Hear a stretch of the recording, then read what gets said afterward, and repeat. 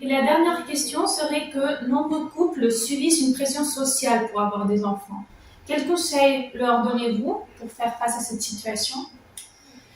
Donc, c'est vrai qu'on est dans une société qui bouge, qui évolue beaucoup. Jusque-là, enfin, il y a une pression, je dirais qu'il n'y a pas qu'une pression sociale, il y a aussi une pression financière, médicale. Enfin, c'est un tout.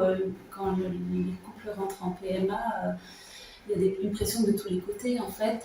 Et je pense que les mentalités évoluent de plus en plus, hein, on le voit même d'année en année.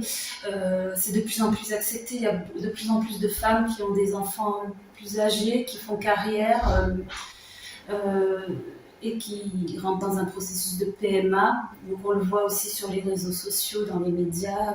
On en parle de plus en plus. Donc j'espère que cette pression sociale va un peu diminuer au fur et à mesure. Ça reste de moins en moins tabou. Après, la pression peut être aussi d'ordre familial. Et la question, c'est aussi de dévoiler le secret.